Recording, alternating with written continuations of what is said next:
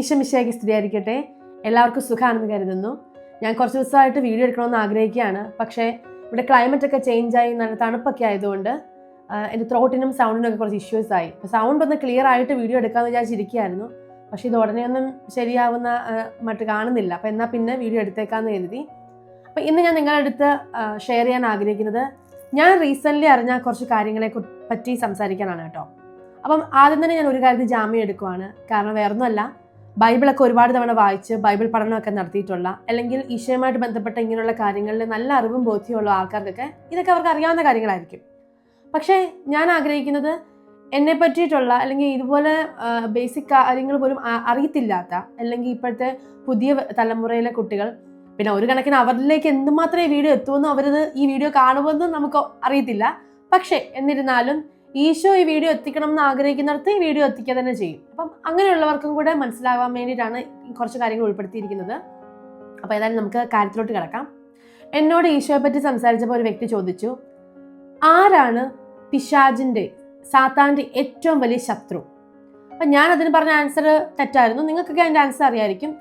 എന്നാലും ഈ ക്വസ്റ്റ്യൻ്റെ ആൻസറിലേക്കും ഇതിൻ്റെ ഡിസ്കഷനിലേക്കും പോകുന്നതിന് മുമ്പ് ഈ പറഞ്ഞ ക്യാരക്ടറിനെ പറ്റി നമുക്ക് എന്തായാലും ഒന്ന് സംസാരിക്കാനിരിക്കുന്നു.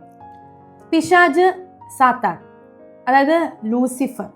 അപ്പം ഈ ലൂസിഫർ, പിശാജ് എനിക്കുണ്ടെന്ന് അറിയാം, പക്ഷേ ലൂസിഫർ എന്ന് പറയുന്ന ഈ ഒരു ക്യാരക്ടറിനെ ഞാൻ മനസ്സിലാക്കുന്നത്, അതായത് ഞാൻ 12th വരെ പഠിച്ചത് കോൺവെൻറ്റ് സ്കൂളിലായിരുന്നു. അപ്പം നഴ്സറി തൊട്ട് 7th വരെ ഞാൻ പഠിച്ച സ്കൂളിൽ അവിടെ ഞങ്ങൾക്ക് ക്രിസ്റ്റീൻ മാഗസിൻ എന്ന് പറയുന്നൊരു പുസ്തകം ഉണ്ടായിരുന്നു. അപ്പം ഈ പുസ്തകത്തിൽ ഈ നമ്മുടെ ബാലരമയിലെയൊക്കെ മായാവി ചിത്രകഥ പോലെ തന്നെ അതൊരു ചിത്രകഥയുണ്ട്. അതായത് ലൂസിഫർ എന്ന് പറയുന്ന ഒരു ദുഷ്ടായ മാലാഖയും നല്ല മാലാഖയും കാണും. അപ്പം ഓരോ തവണത്തിനകത്ത് ഓരോ ഇൻസിഡന്റിനെ ബേസ് ചെയ്താണ് ഇങ്ങനെ ആ കഥ പോകുന്നത്. അങ്ങനെയാണ് ഈ ലൂസിഫർ എന്ന് പറയുന്ന ഒരു വ്യക്തിയെ ഞാൻ ആദ്യമായിട്ട് ആ ഒരു വേർഡ് എൻ്റെ മനസ്സിൽ കയറുന്നത്. പിന്നെ അതിനെപ്പറ്റി വിട്ടു. പിന്നെ നമ്മളിതിനെക്കുറിച്ച് ചിന്തിച്ചിട്ടോ അന്വേഷിച്ചിട്ടോ ഒന്നുമില്ല. അതിനുശേഷം മോഹൻലാലിൻ്റെ നമ്മുടെ ലൂസിഫർ എന്ന് പറയുന്ന സിനിമ ഇറങ്ങുമ്പം അന്നേരം പോലും എന്നാൽ ലൂസിഫർ ശരിക്കും ആരായിരുന്നു എന്താണെന്ന് സ്റ്റഡി നടത്താനോ കാര്യങ്ങളൊക്കെ പോയിട്ടില്ല. അങ്ങനെ നടത്തിയിരുന്നെങ്കിൽ, അത് മനസ്സിലാക്കിയിരുന്നെങ്കിൽ ചിലപ്പോൾ സെക്കൻഡ് പാർട്ട് കാണാൻ പോലും പോകത്തില്ലായിരുന്നു. ഏതായാലും അത് ആ വഴിക്ക് പോട്ടെ. അപ്പം ഈ ലൂസിഫർ എന്ന് പറയുന്ന ആ ക്യാരക്ടർ, അല്ലെങ്കിൽ ലൂസിഫർ ആരായിരുന്നു എന്തായിരുന്നു എന്നൊക്കെ ശരിക്കും ഒരു ബോധ്യം കിട്ടിയത്, ഒരു ക്ലാരിറ്റി കിട്ടിയത് ഞാൻ മുൻപ് വീഡിയോയിൽ പറഞ്ഞതുപോലെ തന്നെ പർദീസ എന്ന് പറയുന്ന ആ യൂട്യൂബ് ചാനൽ നോയൻ എന്ന് പറഞ്ഞ ചേട്ടൻ ഇട്ട ലൂസിഫറിനെ പറ്റിയിട്ടുള്ള വീഡിയോ കണ്ടിട്ടാണ്. അത് വളരെ ഇൻഫോർമേറ്റീവ് ആയിരുന്നു. ഞാൻ എൻ്റെ ഈ വീഡിയോയുടെ കമൻറ്റിൽ ഫസ്റ്റ് കമൻ്റായിട്ട് പിൻ ചെയ്ത വീഡിയോ വെച്ചേക്കാം. നിങ്ങളിത് കണ്ടിട്ടില്ലാത്തവരെല്ലാം ആ വീഡിയോ ഒന്ന് കാണണം. നിങ്ങൾക്ക് അതിൻ്റെ ഒരു ക്ലിയർ പിക്ചർ നമുക്ക് കിട്ടും. എന്തായാലും ഇന്നത്തെ നമ്മുടെ വീഡിയോയിലെ ഇവനൊരു ടോപ്പിക്കിൽ പെട്ടതായതുകൊണ്ട് തന്നെ ലൂസിഫറിനെ പറ്റി ചെറിയൊരു ഇൻട്രൊഡക്ഷൻ ഞാൻ പറയുകയാണ്. ഡീറ്റെയിൽ ആയിട്ട് മനസ്സിലാക്കാൻ നിങ്ങൾ ആ വീഡിയോ ഒന്ന് കാണുക കേട്ടോ. അപ്പം ലൂസിഫർ ആരായിരുന്നു? ലൂസിഫർ, ആ വാക്കിൻ്റെ അർത്ഥം തന്നെ പ്രകാശം കൊണ്ടുവരുന്നവൻ. അതായത് ദൈവത്തിൻ്റെ സ്വർഗത്തില്, ദൈവത്തിൻ്റെ സിംഹാസനത്തോട് ചേർന്ന് പ്രവർത്തിച്ച, ദൈവത്തിൻ്റെ സൃഷ്ടികളിലെ ഏറ്റവും മഹത്വമുള്ള ഒരു സൃഷ്ടിയായിരുന്ന മാലാഖയായിരുന്നു. അത് മാലാഖമാരുടെ തന്നെ നേതാവെന്ന് പറയാം. ദൈവത്തിൻ്റെ പദ്ധതികൾ മാലാഖമാർക്ക് ആ പദ്ധതികൾ പറഞ്ഞു കൊടുത്ത് അവരെ കൊണ്ട് കാര്യങ്ങൾ ചെയ്യിപ്പിക്കുകയും, അതായത് വെളിച്ചം കൊണ്ടുവരുന്നവൻ ആ വാക്കിൻ്റെ അർത്ഥം. അപ്പം ദൈവത്തിൻ്റെ ആ പ്രകാശം മറ്റുള്ളവർക്ക് കൊടുക്കുന്നവൻ, അത്രയും വിശേഷപ്പെട്ട ഒരു സൃഷ്ടിയായിരുന്നു. എല്ലാ കഴിവും സൗന്ദര്യത്തോടു കൂടിയൊക്കെ ദൈവം സൃഷ്ടിച്ച ഒരു സൃഷ്ടിയായിരുന്നു ലൂസിഫർ. ഈ ഇത്രയും മഹത്വമുള്ള സൃഷ്ടിയായ ഒരു മാലാഖയായിരുന്ന ഇവൻ എങ്ങനെ പിശാചായിട്ട് മാറി? അതിനെപ്പറ്റി നമ്മുടെ വിശുദ്ധ ഗ്രന്ഥത്തിൽ ക്ലിയർ ആയിട്ട് പറയുന്നുണ്ട്. ഞാൻ ആ ഭാഗം മാത്രം ജസ്റ്റ് എടുത്തൊന്ന് വായിക്കുകയാണ്. പഴയ നിയമത്തില് ഏശയ്യാപ്രവാചകന്റെ പുസ്തകത്തില് 14-ാം അധ്യായം 12-ാം വാക്യത്തിൽ നമ്മൾ ഇങ്ങനെ വായിക്കുന്നു: ഉഷസ്സിന്റെ പുത്രനായ പ്രഭാത നക്ഷത്രമേ, നീ എങ്ങനെ ആകാശത്ത് നിന്ന് വീണു? ജനതകളെ കീഴടക്കിയെന്ന് നിന്നെ എങ്ങനെ തറയിൽ വെട്ടി വീഴ്ത്തി? നീ തന്നെത്താൻ പറഞ്ഞു, ഞാൻ സ്വർഗത്തിലേക്ക് കയറും, ഉന്നതത്തിൽ ദൈവത്തിന്റെ നക്ഷത്രങ്ങൾക്കുപരി എന്റെ സിംഹാസനം ഞാൻ സ്ഥാപിക്കും, ഉത്തരദിക്കിന്റെ അതിർത്തിയിലെ സമാഗമ പർവ്വതത്തിന്റെ മുകളിൽ ഞാൻ ഇരിക്കും, ഉന്നതമായ മേഘങ്ങൾക്ക് മീതെ ഞാൻ കയറും, ഞാൻ അത്യുന്നതനെ പോലെയാകും. എന്നാൽ നീ പാതാളത്തിന്റെ അഗാധ ഗർത്തത്തിലേക്ക് തള്ളിയിടപ്പെട്ടിരിക്കുന്നു. നമുക്കിത് വായിക്കുമ്പോഴേ കാര്യം മനസ്സിലാകും. അതായത് തൻ്റെ ആ സ്വർഗത്തിലെ സ്ഥാനം പയ്യെ അവന്റെ ഉള്ളിൽ അഹങ്കാരം മുളയ്ക്കാൻ തുടങ്ങി. അതായത് അത്യുന്നതനെ പോലെയാണ്, ദൈവത്തെ പോലെ ആകണം എന്നുള്ള ചിന്ത അവനിൽ വന്നു. ഞാൻ എന്നുള്ള ചിന്ത.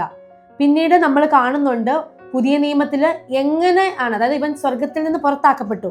കറക്റ്റായിട്ട് എന്താണ് സംഭവിച്ചെന്നുള്ളത് വെളിപാട് പുസ്തകത്തിൽ ക്ലിയർ ആയിട്ട് പറയുന്നുണ്ട്. വെളിപാട് പുസ്തകം 12-ാം അധ്യായം 7-ാം വാക്യത്തിൽ, അനന്തരം സ്വർഗത്തിലൊരു യുദ്ധമുണ്ടായി, മിഖായേലും അവന്റെ ദൂതന്മാരും സർപ്പത്തോട് പോരാടി, സർപ്പവും അവന്റെ ദൂതന്മാരും എതിർത്ത് യുദ്ധം ചെയ്തു, എന്നാൽ അവർ പരാജിതരായി. അതോടെ സ്വർഗത്തിൽ അവർക്ക് ഇടമില്ലാതായി. ആ വലിയ സർപ്പം സർവ്വലോകത്തെയും വഞ്ചിക്കുന്ന സാത്താൻ എന്നും പിശാചെന്നും വിളിക്കപ്പെടുന്ന പുരാതന സർപ്പം ഭൂമിയിലേക്ക് വലിച്ചെറിയപ്പെട്ടു, അവനോടുകൂടി അവന്റെ ദൂതന്മാരും. അതായത് ഇവന് അഹങ്കാരമുണ്ടായി, എന്നിട്ട് ഇവൻ എന്നാ ചെയ്തത്, സ്വർഗത്തിലുണ്ടായിരുന്ന ബാക്കി കുറച്ച് ദൂതന്മാരെ കൂടെ ഇവന്റെ കൂട്ടത്തിൽ, അതായത് കുത്തിത്തിരിപ്പുണ്ടാക്കി ഇവന്റെ കൂട്ടത്തിൽ ചേർത്തു. അതായത് 1/3 ഭാഗം ദൂതന്മാർ ഇവന്റെ കൂട്ടത്തിൽ കൂടി എന്നാണ് പറയുന്നത്. വെളിപാട് പുസ്തകത്തിൽ തന്നെ 12-ാം അധ്യായത്തിൽ 4-ാം വാക്യത്തിൽ പറയുന്നുണ്ട്, അതിന്റെ വാൽ ആകാശത്തിലെ നക്ഷത്രങ്ങളിൽ 1/3 വാരിക്കൂട്ടി ഭൂമിയിലേക്ക് എറിഞ്ഞു. അപ്പം ഇവിടെ സംഭവിച്ചത് സിമ്പിൾ, നമുക്ക് മനസ്സിലായല്ലേ? അതായത് സ്വർഗത്തിൽ നിന്ന് ഇവന്മാരെ ഇനി അധികം നാൾ സ്വർഗത്തിൽ നിർത്തിയ ശരിയല്ലെന്ന് മനസ്സിലായി. സ്വർഗത്തിന് പുറത്താക്കാൻ തീരുമാനിച്ചു. മിഖായേൽ മാലാഖയും ദൂതന്മാരും, ഇപ്പുറത്തെ സൈഡില് ലൂസിഫറും അവന്റെ കൂട്ടത്തിൽ ചേർന്ന 1/3 ദൂതന്മാരും. സ്വർഗത്തിലൊരു യുദ്ധം ഉണ്ടാകുന്നു. മിഖായേൽ മാലാഖ ഇവനെ വെട്ടി വീഴ്ത്തുന്നു, സ്വർഗത്തിന് പുറത്താക്കുന്നു. കൂട്ടത്തിൽ ഇവന്റെ കൂടെ ബാക്കിയുള്ള കൂട്ടാളികൾ ദൂതന്മാരും. അങ്ങനെ ഇവർ സ്വർഗത്തിൽ നിന്ന് പുറത്താകുന്നു. ഇവർ വന്ന് പതിച്ചത് എവിടെയാണെന്ന് കറക്റ്റായിട്ട് പറയുന്നുണ്ട്, ഭൂമിയിലേക്ക് വലിച്ചെറിയപ്പെട്ടു. വെളിപാട് പുസ്തകത്തിൽ ഈ പുരാതന സർപ്പം എന്ന് പറഞ്ഞ് അവനെ വിശേഷിപ്പിക്കുന്നത് നമ്മുടെ ഹൗവാനെ വഞ്ചിച്ച ആ ഉൽപ്പത്തിയിലെ സർപ്പമാണ് ഇവൻ. അത് രണ്ടും സെയിം ആള് തന്നെയാണ്. പിന്നെ നമുക്കറിയാം ദൈവം 7 ദിവസം കൊണ്ട് സൃഷ്ടികർമ്മം പൂർത്തീകരിച്ചു എന്നുള്ളത്. അപ്പം ഞാനൊക്കെ വിചാരിച്ചുകൊണ്ടിരുന്നത് 7 ദിവസം, ഞായർ തിങ്കൾ ചൊവ്വ ബുധൻ വ്യാഴം വെള്ളി, പിന്നെ ശനിയാഴ്ച ദിവസം സാബത്താണല്ലോ, ശനിയാഴ്ച ദിവസം റെസ്റ്റ് എടുത്തു. പക്ഷേ നമുക്കറിയാം വിശുദ്ധ ഗ്രന്ഥത്തിൽ കറക്റ്റായിട്ട് പറയുന്നുണ്ട്, നമ്മുടെ 24 മണിക്കൂർ അല്ല ദൈവത്തിന്റെ ഒരു ദിവസം എന്ന് പറയുന്നത്. നമ്മുടെ 365 ദിവസങ്ങൾ ചേർന്ന ഒരു വർഷം അല്ല ദൈവത്തിന്റെ ഒരു വർഷം എന്ന് പറയുന്നത്. അതായത് ഞാൻ ആ ഭാഗം ഒന്ന് വിശുദ്ധ ഗ്രന്ഥത്തിൽ നിന്നുള്ളത് വായിക്കുകയാണ്. പ്രിയപ്പെട്ടവരെ, 2 പത്രോസ് 3:8, പ്രിയപ്പെട്ടവരെ, കർത്താവിന്റെ മുമ്പിൽ ഒരു ദിവസം 1000 വർഷങ്ങൾ പോലെയും 1000 വർഷങ്ങൾ ഒരു ദിവസം പോലെയുമാണ് എന്ന കാര്യം നിങ്ങൾ വിസ്മരിക്കരുത്. അങ്ങനെ ആണെങ്കിൽ ഈ ഒരു ദിവസത്തെ 1000 വർഷം കൊണ്ട് ഇക്വേറ്റ് ചെയ്യുവാണെന്നുണ്ടെങ്കിൽ ഈ 7 ദിവസങ്ങൾ എന്ന് പറയുന്നത് 7000 വർഷമോ അതിൽ കൂടുതലോ കുറവോ ആകാം. അപ്പം നമ്മളുടെ ഒരു ഇതിനെ വെച്ച് കമ്പയർ ചെയ്യരുത്, ദൈവത്തിന്റെ ഒരു ദിവസത്തെയും വർഷത്തെയും കമ്പയർ ചെയ്യാൻ പാടില്ല എന്നാണ് നമ്മൾ മനസ്സിലാക്കേണ്ടത്. പിന്നെ സഭാപിതാക്കന്മാരും വിശുദ്ധരും ഒക്കെ പറയുന്ന കാര്യം എന്ന് പറയുന്നത്, ആദിയിൽ ആകാശവും ഭൂമിയും സൃഷ്ടിച്ചു, 6-ാം ദിവസമാണ് മനുഷ്യനെ സൃഷ്ടിക്കുന്നത്. ഇതിന്റെ ഒരു ഇടയ്ക്ക് ഭാഗത്ത് വെച്ചാണ് ഈ യുദ്ധം ഉണ്ടാകുന്നതും ലൂസിഫറും കൂട്ടാളികളും ഭൂമിയിലേക്ക് വലിച്ചെറിയപ്പെട്ടു എന്നാണ്. എന്തിലും ആട്ടെ, അതായത് നമുക്കിനിയും അടുത്ത സീനിലേക്ക് വരാം. അതായത് ഈ വലിച്ചെറിയപ്പെട്ട ലൂസിഫറും ദൂതന്മാരും, നമുക്കറിയാം ഭൂമിയിലാണ് ഏദേൻ തോട്ടം പർദീസ ഉണ്ടാക്കി ദൈവം ആദത്തെയും ഹൗവയും സൃഷ്ടിച്ച് ഏദേൻ തോട്ടത്തിലാക്കുന്നത്. അവർക്ക് എല്ലാവിധ സുഖ സൗകര്യങ്ങളും കൊടുത്തു. പക്ഷെ അവരോട് ഒരു മരത്തിലെ പഴം കഴിക്കരുതെന്ന് പറഞ്ഞു. അത് നമുക്കറിയാം ബൈബിളിൽ മിക്കതും ഉപമകളിലൂടെ പറയുന്നതാണ്. അതൊരു പഴമായിക്കൊള്ളട്ടെ അല്ലെങ്കിൽ എന്തുമായിക്കൊള്ളട്ടെ, എന്ത് പാപമായിക്കോട്ടെ, ദൈവം ചെയ്യരുത് എന്ന് പറഞ്ഞൊരു കാര്യം, അത് എന്തുമാകാം, ഒരു കാര്യം ചെയ്യരുതെന്ന് പറഞ്ഞു ദൈവത്തിന്റെ ഇഷ്ടത്തിനെതിരായി അല്ലെങ്കിൽ ദൈവം പറഞ്ഞ കൽപ്പനയ്ക്കെതിരായി പ്രവർത്തിച്ചു, പാപം ചെയ്തു. പാപത്തിന് ശമ്പളം മരണം. അതായത് അതുവരെ മരണം എന്ന് പറഞ്ഞ സംഭവമേ ഇല്ലായിരുന്നു. ഇവര് പാപം ചെയ്ത് ദൈവത്തിൽ നിന്ന് അകന്നപ്പോൾ മരണം ഉണ്ടായി. അപ്പം ഈ ആദ്യ മാതാപിതാക്കൾ ചെയ്ത ആ ഒരു ശിക്ഷയുടെ ഫലമായിട്ട് ദൈവം അവരെ പർദീസാനേനെ തോട്ടത്തിന് പുറത്താക്കി. നമുക്കറിയാം സ്വർഗം എന്ന് പറയുന്നത്, അതായത് പരമപരിശുദ്ധി ഉള്ളവർക്ക് മാത്രമേ സ്വർഗത്തിൽ നിൽക്കാൻ പറ്റുള്ളൂ, സ്വർഗത്തിലോട്ട് കയറ്റത്തുള്ളൂ. അതുകൊണ്ട് തന്നെയാണ് ലൂസിഫറിനെയും കൂട്ടരെയും ദൈവത്തിനെതിരായി നിന്നപ്പോഴത്തേനും അവരെ പുറത്താക്കി. ആദോ ഹൗവായും അവർ അത്രയും വിശുദ്ധിയോടെ ആ ഏദൻ തോട്ടത്തിൽ ജീവിച്ചപ്പോൾ ദൈവത്തോട് മുഖാഭിമുഖം സംസാരിച്ചു. അതായത് അത്രയും വിശുദ്ധി നിന്നപ്പോൾ ദൈവത്തെ കാണാൻ പറ്റുമായിരുന്നു, ദൈവത്തോട് കൂടെ വസിച്ചത്. പക്ഷേ എപ്പോൾ പാപം ചെയ്തോ, ആത്മീയ മനുഷ്യരായിരുന്ന അവർ ജഡികരായോ, ആ സമയത്ത്, അതായത് ഒന്നാമത് നമ്മൾ ബൈബിൾ വായിക്കുന്നുണ്ട്, അവർ നഗ്നരായതായിട്ട് അവർ കാണപ്പെട്ടു. അതായത് അതുവരെ അവർക്ക് ആ ദൈവത്തിന്റെ ആ മഹത്വം കൊണ്ട്, ആ പ്രകാശം കൊണ്ട് അവരത്രയും തേജസ്സുള്ളവരായതുകൊണ്ട് അവരുടെ നഗ്നത അവർക്ക് തിരിച്ചറിയാൻ പറ്റുന്നില്ലായിരുന്നു. പക്ഷെ ചെയ്യരുത് എന്ന് പറഞ്ഞ കാര്യം വാട്ടവർ അത് ചെയ്തു. പാപം ചെയ്തപ്പോൾ അവരുടെ ആ വിശുദ്ധി നഷ്ടപ്പെട്ടു. ആത്മീയ മനുഷ്യരായിരുന്ന അവർ ജഡികരായി. അപ്പോൾ അവരുടെ ആ വിശുദ്ധി പോയപ്പോൾ അവർ നഗ്നരാക്കപ്പെട്ടതായിട്ട് അവർക്ക് മനസ്സിലായി. അതായത് അങ്ങനെ വിശുദ്ധിയുള്ളവരെ മാത്രം നിർത്താൻ പറ്റുന്ന സ്ഥലമാണ് സ്വർഗം. അതുകൊണ്ട് ദൈവം നീതിമാനാണ്. ദൈവത്തിന് ഒറ്റ വാക്കേ ഉള്ളൂ, നീതിമാനായ ദൈവം അവരെ അവിടെ നിന്ന് പുറത്താക്കി. അവരോട് പറഞ്ഞു, നീ ഭൂമിയിൽ നിന്ന് അധ്വാനിച്ച് ഇത് ജീവിക്കുക, നിനക്ക് നീ നൊന്ത് പ്രസവിക്കും, അങ്ങനെ കുറെ കാര്യം കൊടുത്തു. അതായത് കഷ്ടപ്പാടിലൂടെയും സഹനത്തിലൂടെയും കടന്നുപോയി പ്രായശ്ചിത്തവും പരിഹാരം ചെയ്ത് വിശുദ്ധിയിൽ ജീവിച്ച് കഴിഞ്ഞാൽ നിന്നെ ഇതിലേക്ക് തിരിച്ചു കയറ്റാം. പക്ഷെ ദൈവത്തിന് അന്നേ അറിയായിരുന്നു ഇവരെ കൊണ്ട് ഇത് പറ്റത്തില്ലെന്നും മനുഷ്യന്മാർ ഇനി പാപം ചെയ്ത് പാപം കുമിഞ്ഞു കൂടുമെന്നും. കാരണം ആദത്തിന്റെ ബീജത്തിൽ നിന്നാണ് മാനവകുലം മുഴുവൻ ഉണ്ടായത്. പാപം രക്തത്തിൽ കലർന്നു, രക്തമാണ് ജീവൻ നൽകുന്നത്. ആ രക്തത്തിൽ നിന്ന്, ആ ബീജത്തിൽ ഉണ്ടാകുന്ന സകല മനുഷ്യർക്കും ഉണ്ടാകുന്ന തലമുറയ്ക്കെല്ലാം ഈ ഒരു പാപത്തിലോട്ടുള്ള ഒരു ചായ്വുണ്ട്. അപ്പം അതായത് നമ്മൾ മനുഷ്യന്മാരെല്ലാം ജഡികരാണ്. അതുകൊണ്ട് ഈ ജഡികരായ മനുഷ്യനെ എന്നേക്കുമായിട്ട്, അതായത് ദൈവം സൃഷ്ടിച്ച ആത്മാവിനെയാണ് നമ്മളിലേക്ക് നിവേശിപ്പിച്ചേക്കുന്നത്. എന്നേക്കുമായിട്ട് മനുഷ്യൻ നശിച്ചു പോകാതിരിക്കാൻ വേണ്ടി ഇവനെ കൊണ്ട് ഇത് പറ്റില്ല എന്നും പാപം കുന്നുകൂടുമെന്നും അറിഞ്ഞിരുന്ന പിതാവായ ദൈവം ഉൽപ്പത്തിയിൽ തന്നെ നമ്മൾ കാണുന്നുണ്ട് ആദ്യത്തെ പ്രവചനം. അതായത് ഈശോയുടെ ജനനത്തെയും മാതാവിനെയും ഈശോയുടെ കുരിശുമരണത്തെയും പറ്റിയിട്ടുള്ള ആദ്യത്തെ പ്രവചനം തന്നെ നമ്മൾ ഉൽപ്പത്തിയിൽ തന്നെ കാണുന്നുണ്ട്. ഉൽപ്പത്തി പുസ്തകം 3-ാം അധ്യായത്തിൽ 15-ാം വാക്യത്തിൽ നമ്മളിങ്ങനെ കാണുന്നു: നീയും സ്ത്രീയും തമ്മിലും നിന്റെ സന്തതിയും അവളുടെ സന്തതിയും തമ്മിലും ഞാൻ ശത്രുത ഉളവാക്കും. അവൻ നിന്റെ തല തകർക്കും, നീ അവന്റെ കുതികാലിൽ പരിക്കേൽപ്പിക്കും. ഇതിൽ സ്ത്രീ പരിശുദ്ധ അമ്മയാണെന്നും സ്ത്രീയുടെ സന്തതി ഈശോയാണെന്നും കുതികാലിൽ പരിക്കേൽപ്പിക്കും എന്ന് പറയുന്നത് കുരിശുമരണമാണെന്നും ഇതിൽ പറഞ്ഞ നീ സാത്താനാണെന്നും ഒക്കെ നമുക്കറിയാം. ഇനി നമുക്ക് നമ്മുടെ പഴയ ക്വസ്റ്റ്യനിലേക്ക് തിരിച്ചു വരാം. അതായത് പിശാചിന്റെ ഏറ്റവും വലിയ ശത്രു. അപ്പം ഞാനത് പറഞ്ഞു, മനുഷ്യന്മാരാണോ? ഒന്ന് ഓർത്ത് നോക്കിയേ. മനുഷ്യൻ ലൂസിഫറിന് ഒരു ശത്രുവായിട്ട് കരുതേണ്ട ആവശ്യമുണ്ടോ? ഒരു ശത്രുവാണോ? നിങ്ങളൊന്ന് ഓർത്ത് നോക്കി. ദൂതന്മാരെക്കാളിലും ഒരു പടി താഴ്ത്തിയാണ് മനുഷ്യനെ സൃഷ്ടിച്ചേക്കുന്നത്. ലൂസിഫർ ആണെങ്കിൽ ദൂതന്മാരുടെ നേതാവാണ്. അത്രയും കഴിവും ശക്തിയും ബുദ്ധിയും ഒക്കെയുള്ള അവന് മനുഷ്യനൊരു ശത്രുവേ അല്ല. അപ്പോൾ മനുഷ്യനെ ശത്രുവായിട്ട് കാണേണ്ട ആവശ്യമില്ല. അവനിങ്ങനെ മനുഷ്യന്മാരെ തട്ടിക്കളിച്ചോണ്ടിരിക്കുക. അതാണല്ലോ ഇപ്പം നടന്നുകൊണ്ടിരിക്കുന്നത്. ഇനി ദൈവം ഈശോയാണോ അല്ലെങ്കിൽ ദൈവമാണോ? ഒന്ന് ഓർത്ത് നോക്കിയാൽ ദൈവത്തിൻ്റെ സൃഷ്ടികളിൽ, പ്രപഞ്ച സൃഷ്ടാവായ ദൈവത്തിൻ്റെ സൃഷ്ടികളിൽ ഒന്ന് മാത്രമാണ് ഈ മുഖ്യദൂതനായ മെയിൻ ആളായ ഈ ലൂസിഫർ. ദൈവം ഒന്ന് മനസ്സിൽ വിചാരിച്ചാൽ മതി ഇവൻ നശിപ്പിക്കാൻ പറ്റും. അപ്പോൾ ദൈവത്തിൻ്റെ ശത്രുവല്ല പിശാച്. അതായത് അവൻ്റെയും ദൈവം ആരാണ്? അവൻ്റെയും ദൈവം തന്നെയാണ്. അപ്പം ദൈവവും അല്ല അവൻ്റെ ശത്രു. പിന്നെ ആരാണ് അവൻ്റെ ശത്രു? അവൻ്റെ ശത്രു എന്ന് പറയുന്നത് ഈ ഉൽപ്പത്തി പുസ്തകത്തിൽ പറഞ്ഞേക്കുന്ന അവൻ്റെ തല തകർക്കുന്ന ഈശോ, പുത്രനായ ദൈവത്തിന് ജന്മം കൊടുത്ത പ്രസവിക്കുന്ന സ്ത്രീയായ പരിശുദ്ധ അമ്മയാണ് അവൻ്റെ ശത്രു. അതാണ് പിശാചിന് അമ്മയോട് ഇത്ര കലി. ഈ മെയിൻ അവന് പിശാചിന് പരിശുദ്ധ അമ്മയോട് ഇത്രയും ദേഷ്യം തോന്നാനും ഇത്ര ശത്രു തോന്നാനുള്ള മെയിൻ കാരണങ്ങളിൽ ഒന്ന് അവൻ്റെ തല തകർക്കുന്ന ഈശോനെ പ്രസവിക്കുന്ന ദൈവപുത്രനെ പ്രസവിക്കുന്ന അമ്മ. അതൊരു കാര്യം. രണ്ടാമത്തെ റീസൺ നമുക്കറിയാം, ഇവന്റെ എന്ത് പാപത്താലാണ് ഇവൻ പുറത്താക്കപ്പെട്ടത്? അഹങ്കാരം. അതായത് അത്യുന്നതനെ പോലെ ആകണം, ഞാൻ എന്ന പാപം. പരിശുദ്ധ അമ്മ, അതായത് ഇവന്റെ അഹങ്കാരം എന്ന് പറയുന്ന ആ പാപം കാരണം സ്വർഗത്തിലെ അത്രയും, അതായത് ത്രിത്വൈക ദൈവം കഴിഞ്ഞ് സ്വർഗത്തിൽ അത്രയും സ്ഥാനത്ത് നിന്ന് സ്വർഗത്തിലെ ഒരു നല്ല ഹൈ പവറിൽ നിന്ന ഒരാള് അവിടുന്ന് താഴ്ത്തപ്പെട്ട് പിശാചായി പുറന്തള്ളപ്പെട്ടു. പരിശുദ്ധ അമ്മയെ നോക്കി, ദൈവപുത്രന്റെ അമ്മയായിട്ട് ദൈവപുത്രനെ പ്രസവിക്കാൻ തിരഞ്ഞെടുക്കപ്പെട്ടവൾ അമലോത്ഭവ. ആ അമ്മയോ ദൈവപുത്രന്റെ അമ്മയായിട്ട് താനാണ് ദൈവത്തിന്റെ അമ്മയെന്ന് മാലാഖ വന്ന് അറിയിക്കുമ്പോഴും, അതായത് എളിമയിൽ നിറഞ്ഞ് തന്നെ താഴ്ത്തി, അതായത് എളിമയുടെ നിറകൂടമായിട്ട് ഇത്രയും എളിമ നിറഞ്ഞൊരാളെ നമുക്ക് കാണാൻ സാധിക്കില്ല ഈ ലോകത്ത്, അല്ലേ? അത്രയും എളിമപ്പെട്ട് നിന്ന അമ്മേനെ അവന്റെ നേരെ ലൂസിഫറിന്റെ പാപത്തിന്റെ നേരെ ഓപ്പോസിറ്റായ, അഹങ്കാരത്തിന്റെ ഓപ്പോസിറ്റായ എളിമ നിറഞ്ഞു നിന്ന് തന്നെ അത്രയും താഴ്ത്തിയൊരു ദാസിയെ പോലെ ദൈവത്തിന് മുമ്പിൽ നിന്ന പരിശുദ്ധ അമ്മേനെ അവന്റെ ആ പൊസിഷനിൽ നിന്ന് അവനെ മാറ്റി അമ്മേനെ സ്വർഗരാജ്ഞിയാക്കി ആ പൊസിഷനിലോട്ട് ഉയർത്തി.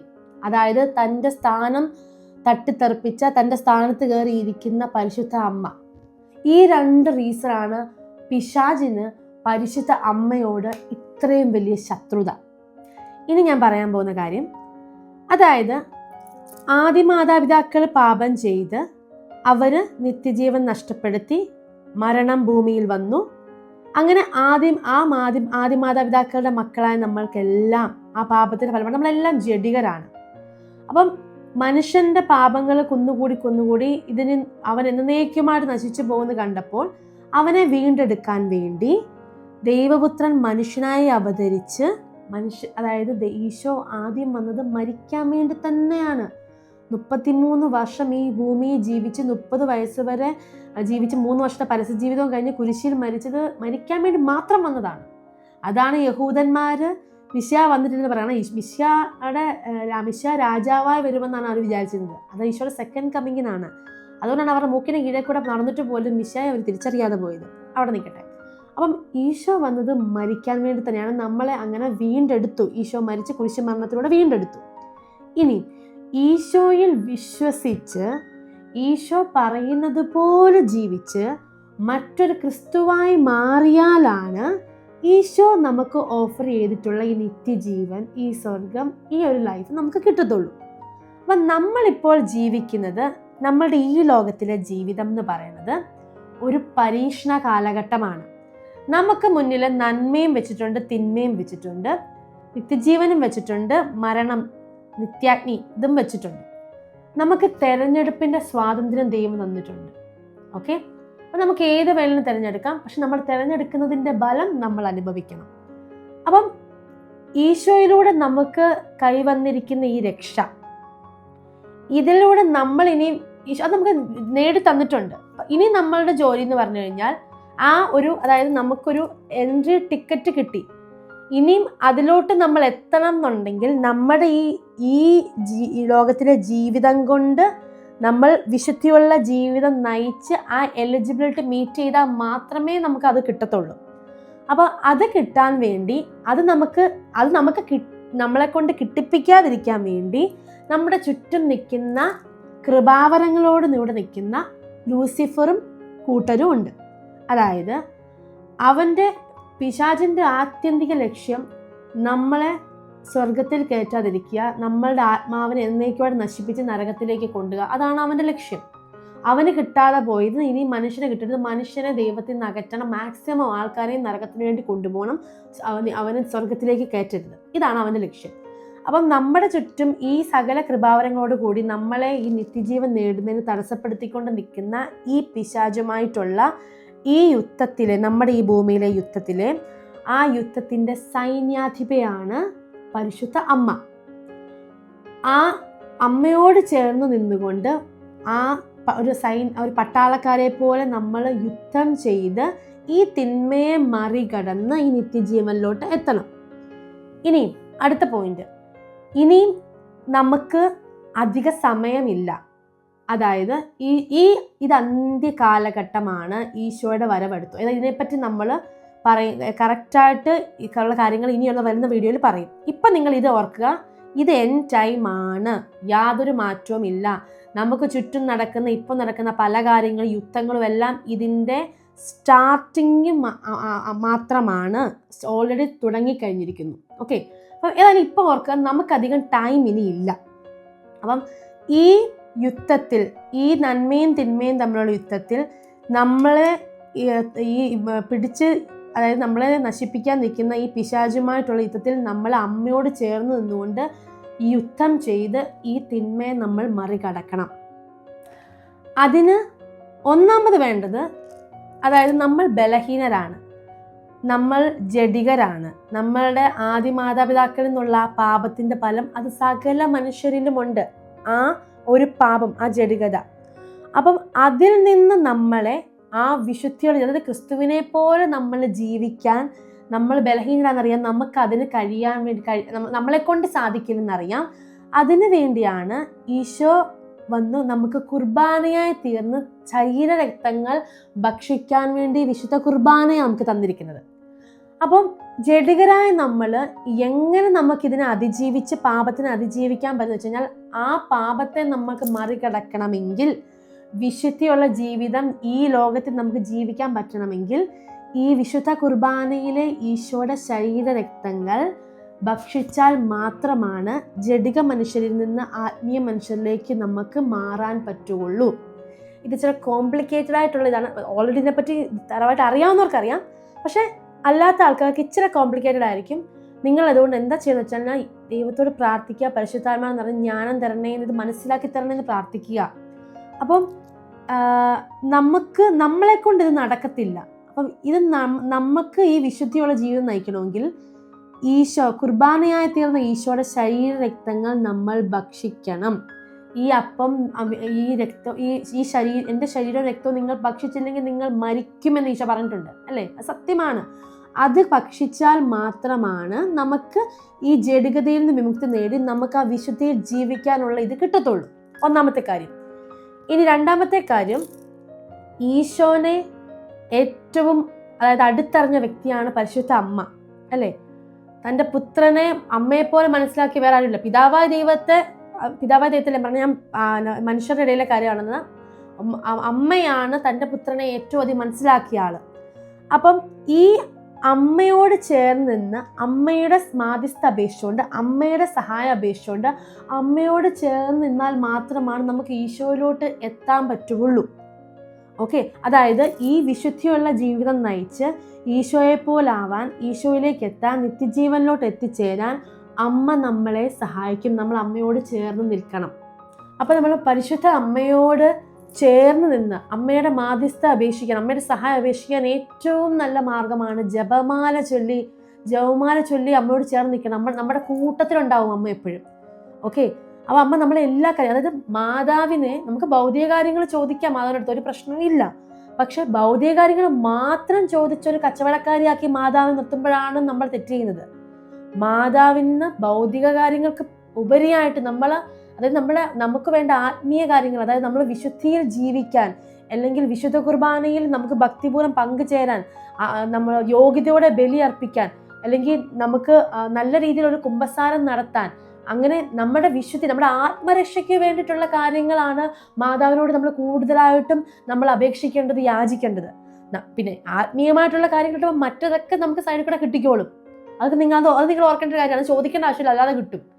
അപ്പം മാതാവിനോട് നമ്മളിത് ചേർന്ന് നിന്ന് നമുക്ക് ഈ ഒരു വിശുദ്ധിയെ വളരാൻ, ഈ കാര്യങ്ങളൊക്കെ മാധ്യസ്ഥ അപേക്ഷിക്കണമെങ്കിൽ നമ്മുടെ ഏറ്റവും നല്ല മാർഗമാണ് ജപമാല ചൊല്ലി പ്രാർത്ഥിക്കുക എന്നുള്ളത്. മിക്കവർക്കും ഉള്ള തെറ്റിദ്ധാരണയാണ് ജപമാല ചൊല്ലുന്നത് തന്നെ മാതാവിനോടുള്ള പ്രാർത്ഥനയാണെന്ന് വിചാരിക്കും. ജപമാലയിൽ നമ്മൾ എന്താണ് ചെയ്യുന്നത്? ഈശോയുടെ ജീവിതം ധ്യാനിക്കുകയാണ്. ഓരോ രഹസ്യം, സന്തോഷം, ദുഃഖം, മഹിമയും പ്രകാശവും നിങ്ങൾ നോക്കി ഈശോയുടെ ജീവിതം ധ്യാനിച്ചു പോവുകയാണ് ജപമാല. ജപമാലയെ പറ്റി പെട്ടെന്ന് പറഞ്ഞു തീർക്കാൻ പറ്റില്ല, അതിനെപ്പറ്റി ഡീറ്റെയിൽ ആയിട്ട് തന്നെ ഇനിയുള്ള വീഡിയോയിലൊക്കെ നമ്മൾ പറയും. ഓക്കെ, കാരണം മാതാവിനെ പറ്റിയിട്ട് പെട്ടെന്ന് പറഞ്ഞ് ഒരു വീഡിയോയിൽ ഒതുങ്ങുന്ന കാര്യങ്ങളല്ല, ഒരുപാട് കാര്യങ്ങളുണ്ട്. അപ്പം നമുക്ക് ആദ്യം ജപമാല പ്രാർത്ഥന നമ്മൾ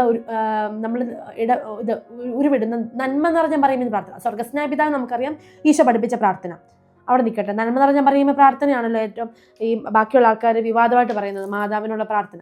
ഈ നന്മ നിറഞ്ഞ മറിയമേ എന്ന പ്രാർത്ഥന നിങ്ങളൊന്ന് ചൊല്ലി നോക്കി. അതിൻ്റെ ആദ്യത്തെ, അതായത് രക്ഷയുടെ തന്നെ ആരംഭ വചനമാണ് നന്മ നിറഞ്ഞ മറിയമേ. അറിയുമോ?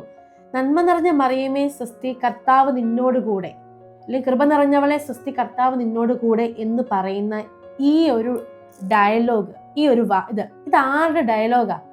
നമുക്കറിയാം, ഗബ്രിയേൽ മാലാഖ മാതാവിനോട് വന്ന് പറഞ്ഞ് മാതാവിനെ അഭിസംബോധന ചെയ്ത് വണങ്ങിക്കൊണ്ട് പറയുന്ന വാക്യമാണിത്.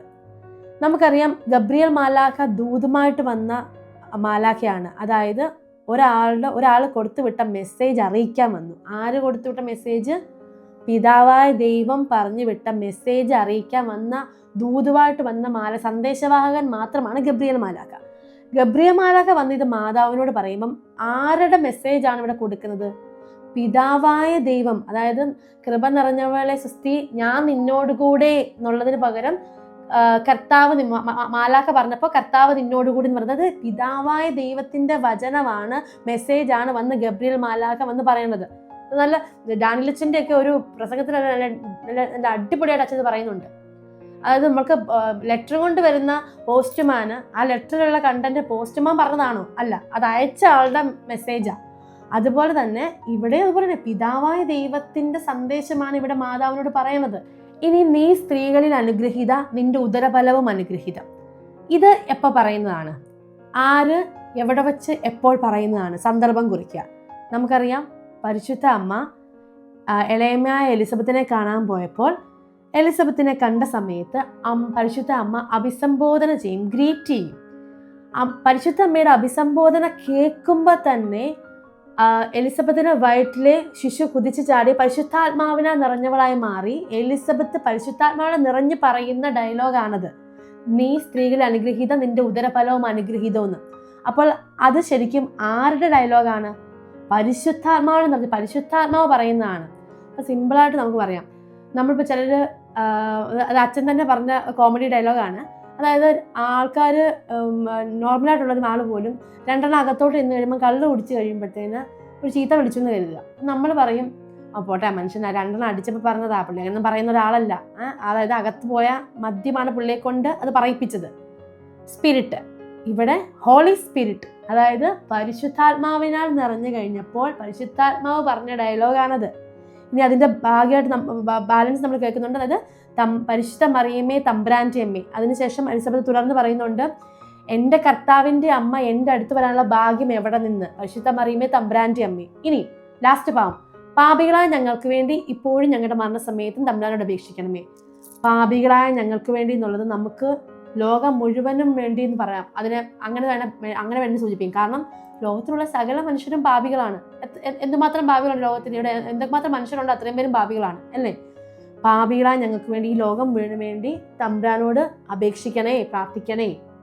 അപ്പം ഇതാണ് നന്മ നിറഞ്ഞ മറിയമ്മേ, അതായത് രക്ഷയുടെ ആരംഭ വചനം. ഇതാണ് നമ്മൾ ജപമാലയിൽ ആവർത്തിക്കുന്നത്. അപ്പം ഈ ഓരോ നന്മ നിറഞ്ഞ മറിയമ്മ ചൊല്ലുമ്പോഴും പിതാവിൻ്റെയും പരിശുദ്ധാത്മാവിൻ്റെയും വചനം നമ്മൾ ഏറ്റുപറഞ്ഞുകൊണ്ട് നമ്മൾ ഇതിൻ്റെ ഉദരഫലവും അനുഗ്രഹിക്കുന്നത് എന്ന് പറയുമ്പോൾ ആരാണ് ഉദരഫലം? ഈശോയാണ്. അപ്പൊ ത്രിത്വിക ദൈവത്തെയാണ് നമ്മൾ പറയുന്നത്. ത്രിത്വിക ദൈവത്തിന്റെ വചനമാണ് നമ്മൾ പറയുന്നത്. ഓരോ നന്മ നിറഞ്ഞ പറയുമ്പോൾ ചൊല്ലുമ്പോഴും പിശാചിന് തലക്കിട്ട് ചുറ്റിയും കൊണ്ട് അടിക്കുന്ന പോലത്തെ ഇതാന്നാ പറയണത് അവന്. അതുകൊണ്ട് പിശാചിനെ അകറ്റാനുള്ള ഏറ്റവും വലിയ ആയുധമാണ് നന്മ നിറഞ്ഞ മറിയമ്മേ. ജപമാല ചൊല്ലുക. ജപമാലയിൽ നമ്മൾ ധ്യാനിക്കുന്നത് എന്താണ്? ഈശോയുടെ ജീവിതമാണ്. ഇത് പറഞ്ഞപ്പോൾ മനസ്സിൽ നിന്നപ്പോൾ ഞാൻ പറയാണ്, ചിലർ പറയും മാതാവിനോട്, അതായത് മാതാവിനെ പുച്ഛിച്ച് തള്ളി, മാതാവിനെ അവഹേളിക്കുക. ഒന്നാമത്തെ കാര്യം, ഈ മാതാവിനെ അവഹേളിക്കുന്ന കാര്യം നമ്മൾ ആദ്യം പറഞ്ഞ റീസൺ അറിയാമല്ലോ. അങ്ങനെ പറയുന്നവരല്ലേ, അങ്ങനെ ചെയ്യുന്നവർ അവരേത് അരൂപിയാൽ നയിക്കപ്പെടുന്നവരാണ്, ആരുടെ കലിപ്പാണ് തീർക്കുന്നതെന്ന് നമുക്ക് മനസ്സിലാവും. അതായത് നമ്മളിപ്പോൾ സാധാരണ ഒരു വ്യക്തികളോട് പോലും നമുക്ക് വേണ്ടി ഇന്ന കാര്യം കേട്ടോ എന്ന് കരുതി പ്രാർത്ഥിക്കണം എന്ന് നമ്മളുടെ വീട്ടിലുള്ളവരോടോ നമ്മുടെ ബന്ധുക്കളോടോ നമ്മളിപ്പം ഒരു പരിചയപ്പെടുന്ന ആൾക്കാരോട് പോലും നമ്മൾ ചിലപ്പോൾ ചിലർ പറയുന്നുണ്ട് നിങ്ങളത് പ്രാർത്ഥിക്കണമെന്ന്. അങ്ങനെ പറയുന്ന നമുക്ക് ഈ മാതാവെന്ന് പറയുന്ന പരിശുദ്ധ അമ്മ, പുത്രനായ ഈശോ ഈ ഭൂമിയിൽ അവതരിക്കാൻ വേണ്ടി പുത്രനായ ഈശോയെ പ്രസവിക്കാൻ വേണ്ടി പിതാവായ ദൈവം കണ്ടെത്തിയ ഏറ്റവും മഹോന്നതമായിട്ടുള്ളൊരു സ്ത്രീയാണോ? ബാക്കിയെല്ലാം മാറ്റി വെച്ചേക്ക്. പുത്രനായ ദൈവം വന്നു പിറന്ന ആ ഉദരം അത്രയും മഹോന്നതമായിട്ട് കണ്ട ആ സ്ത്രീ, ആ അമ്മയോട്, അതായത് അമ്മേനെ നമുക്ക് കുരിശിൻ ചുവട്ടിൽ വെച്ച് തന്നെ ഇതാ നിന്റെ മകൻ, ഇതാ നിന്റെ അമ്മ എന്നും പറഞ്ഞ് ഏൽപ്പിച്ചു തന്നത്, ലോകത്തിനെ മുഴുവൻ അമ്മയായിട്ട് ഏൽപ്പിച്ചത്. അത് യോഹന്നാനെ പോലെ അമ്മേനെ ഏറ്റെടുത്തവർക്കേ അത് മനസ്സിലാവുള്ളൂ, അല്ലാത്തവരോട് ആരും പറഞ്ഞിട്ട് കാര്യമില്ല. അതെല്ലാം പോട്ടെ, അങ്ങനെ കണ്ടില്ലെങ്കിലും നമുക്ക് ഒരു സാമാന്യം കോമൺ സെൻസ് കൊണ്ട് ചിന്തിക്കുന്നവർക്കാണെങ്കിൽ നമ്മൾ സാധാരണ ആൾക്കാരോട് നമുക്കിവിടെ പ്രാർത്ഥിക്കാൻ പറയുന്നു. അങ്ങനാണെങ്കിൽ പുത്രനായ ഈശോ പിറന്നു വന്ന ഈ ഉദരം, അതായത് നമ്മൾ ആദിയിലെ ദൈവം പ്രവചിച്ചതാണ്, തീരുമാനിച്ചുറപ്പിച്ചതാണ് കന്യകയായ പരിശുദ്ധ അമ്മയിൽ നിന്നുള്ള ഈശോയുടെ ജനനം, അല്ലേ? അപ്പൊ അങ്ങനെ പിതാവിനാൽ തെരഞ്ഞെടുക്കപ്പെട്ട് പിതാവിന്റെ ആദിയിൽ തൊട്ടേ പ്ലാനിലുള്ള പരിശുദ്ധ അമ്മ, അത്രയും മഹത്വമുള്ള അമ്മയോട് നമ്മൾ അമ്മയെ ഞങ്ങൾക്ക് വേണ്ടി പ്രാർത്ഥിക്കണേ, ഞങ്ങൾക്ക് വേണ്ടി മാധ്യസ്ഥം വഹിക്കണേ, എന്നെ സഹായിക്കണേ എന്ന് പറയുന്നത് എന്ത് തെറ്റാണുള്ളത്? ആ അമ്മേനെ ഇത്രയും ചില ആളുകൾ അവഹേളിക്കുകയും നിന്ദിക്കുകയും പലതും പറയണമെന്നുണ്ടെങ്കിൽ നിങ്ങളൊന്ന് ആലോചിച്ച് നോക്കി. സ്വന്തം അമ്മേനെ റെസ്പെക്റ്റ് ചെയ്യുന്ന ആൾക്കാരൊന്നും ഇത് ചെയ്യില്ല. സ്വന്തം അമ്മേനെ അവഹേളിക്കുകയും നിന്ദിക്കുകയും ചെയ്യുന്നവരാണെങ്കിൽ ഇത് ചെയ്യുന്നതിനപ്പുറത്തേയും ചെയ്യും. അപ്പം സിമ്പിളായിട്ട് ഇങ്ങനൊന്നും ആലോചിച്ചാൽ മതിയല്ലോ. ഇനി ചിലരുണ്ട് വിശുദ്ധ ഗ്രന്ഥത്തിൽ യോഹന്നാന്റെ സുവിശേഷത്തിൽ മാതാവിനെ സ്ത്രീ എന്നും പറഞ്ഞ് പറയുന്നത് കണ്ടിട്ട് ആ റെസ്പെക്റ്റ് ഇല്ലാതെ തള്ളേന്ന് വിളിക്കുന്നത് തുല്യം എന്നുള്ള രീതിയിൽ അങ്ങനെ വ്യാഖ്യാനിച്ചുകൊണ്ട് പറയുന്നുണ്ട്. ഒന്നാമത്തെ കാര്യം, ഈ വിശുദ്ധ ഗ്രന്ഥത്തിൽ എഴുതി വെച്ചിരിക്കുന്നത് ഇംഗ്ലീഷ് ബൈബിൾ ആയിക്കോട്ടെ മലയാളം ബൈബിൾ ആയിക്കോട്ടെ, ആ വാക്ക് അതേപടി വായിച്ചിട്ട് അതിൻ്റെ അർത്ഥം പറയാനാണെങ്കിൽ ഏത് പൊട്ടന്മാർക്കും ബൈബിൾ വ്യാഖ്യാനിക്കാൻ പറ്റും. ബൈബിൾ അങ്ങനെ വ്യാഖ്യാനിക്കേണ്ട ഒന്നാണോ? ഓൾറെഡി ഞാൻ പറയാം, ഡാനിയലച്ചൻ്റെ ആണെന്ന് തോന്നുന്നു, ഡാനിയലച്ചൻ്റെ ഒരു ടോക്കിൽ പറഞ്ഞിട്ടുണ്ട്, ഈ വിശുദ്ധ യോഹന്നാന്റെ സുവിശേഷം എന്ന് പറയുന്നത് ഉൽപ്പത്തി പുസ്തകത്തിന് സമാന്തരമായിട്ട് എഴുതപ്പെട്ടിട്ടുള്ളതാണ്. അതൊരു കമ്പാരിസൺ പോലെ. ജസ്റ്റ് നിങ്ങൾക്ക് 1-2 അതായത് സ്റ്റാർട്ടിങ് മാത്രം പറഞ്ഞിട്ട് ഞാൻ പറയാം. അതായത് ഉൽപ്പത്തി പുസ്തകത്തിൽ പറയുന്നുണ്ട്, ആദിയിൽ ദൈവം ആകാശവും ഭൂമിയും സൃഷ്ടിച്ചു. നമ്മുടെ യോഹന്നാന്റെ സുവിശേഷം തുടങ്ങുമ്പോൾ പറയുന്നു, ആദിയിൽ വചനം ഉണ്ടായിരുന്നു, വചനം ദൈവത്തോടു കൂടിയായിരുന്നു തുടങ്ങുന്നു. പിന്നെ ഭൂമിയിൽ ദൈവം അരുളി ചെയ്തു, വെളിച്ചം ഉണ്ടാകട്ടെ, വെളിച്ചമുണ്ടായി. സുവിശേഷത്തിൽ പറയുന്നു, അവനിൽ ജീവൻ ഉണ്ടായിരുന്നു, ആ ജീവൻ മനുഷ്യരുടെ വെളിച്ചമായിരുന്നു. പിന്നെ ഉൽപ്പത്തിയിൽ പറയുന്നു, ഭൂമി രൂപരഹിതവും ശൂന്യമായിരുന്നു, ആഴത്തിന് മുകളിൽ അന്ധകാരം വ്യാപിച്ചിരുന്നു. സുവിശേഷത്തിൽ പറയുന്നു, ആ വെളിച്ചം ഇരുളിൽ പ്രകാശിക്കുന്നു, അതിനെ കീഴടക്കാൻ ഇരുളിന് കഴിഞ്ഞില്ല. ഇങ്ങനെ ഉൽപ്പത്തി പുസ്തകത്തിന് സമാന്തരമായിട്ടുള്ള രീതിയിലാണ് യോഹന്നാന്റെ സുവിശേഷം എഴുതപ്പെട്ടിട്ടുള്ളത്. ഒരുപാട് ആഴത്തിലുള്ളൊരു സുവിശേഷം. അത് മനസ്സിലാക്കാൻ കുറച്ചുകൂടെ നമ്മൾ നന്നായിട്ട് പഠിക്കേണ്ട ഒരു കാര്യങ്ങളാണ് അതിനകത്ത്. അപ്പോൾ അതിൽ തന്നെ ഈ ഉൽപ്പത്തിയിലെ, അതായത് മാതാവിനെ 2ാം ഹൗവ എന്നാണ് വിശേഷിപ്പിക്കുന്നത്. അതിനെ പറ്റി സംബന്ധിക്കുന്ന വീഡിയോസ് ഞാൻ ഈ കമൻറ്റിൽ കൊടുത്തേക്കാട്ടോ, നിങ്ങളത് കണ്ടു നോക്കണം. അപ്പം ഈ ഉൽപ്പത്തി പുസ്തകത്തിലെ സ്ത്രീ മാതാവിനെ 2ാം ഹൗവയായിട്ടും ഈശോനെ 2ാം മാതാവായിട്ടും, അതായത് ആദത്തിലൂടെ വന്ന പാപം, ലോകത്തിൽ വന്ന പാപം ഈശോയാൽ അത് മാറ്റപ്പെട്ടു. അതുപോലെ തന്നെ ഒരു സ്ത്രീയിൽ നിന്നുണ്ടായ പ്രലോഭനത്തിനുണ്ടായ പാപം അതായത് മാതാവിനെ 2ാം ഹൗവയായിട്ട് കണ്ടുകൊണ്ട് ആ രക്ഷാകര കർമ്മത്തിൽ മാതാവ് ഈശോടൊപ്പം സഹകരിച്ചെന്നുള്ള രീതിയിൽ മാതാവിനെ 2ാം ഹൗവയായിട്ടാണ് വിശേഷിപ്പിക്കുന്നത്. ഈവൻ യോഹന്നാന്റെ ശിഷ്യനായിട്ട് അറിയപ്പെടുന്ന പോളികാർപ്പിന്റെ ശിഷ്യനായ വിശുദ്ധ എരണേവൂസ് എന്ന് പറയുന്ന ആള് പോലും മാതാവിനെ 2ാം ഹൗവയായിട്ട് വിശേഷിപ്പിച്ചിട്ടുണ്ടായിരുന്നു. അതായത് സ്ത്രീഹന്മാരിൽ നിന്ന് കൈമാറ്റപ്പെട്ട് വ്യാഖ്യാനിച്ച് കിട്ടിയിരിക്കുന്ന രീതിയിൽ നിന്നാണ് അത് വ്യാഖ്യാനിക്കേണ്ടത്. അല്ലാതെ ജസ്റ്റ് ബൈബിൾ തുറന്നു വെച്ച് വായിച്ച് അതിന്റെ സെന്റൻസിന്റെ മീനിങ് വെച്ചിട്ടല്ല ബൈബിളിനെ വ്യാഖ്യാനിക്കേണ്ടത്. അങ്ങനെ വ്യാഖ്യാനിക്കാൻ ആർക്കും പറ്റും.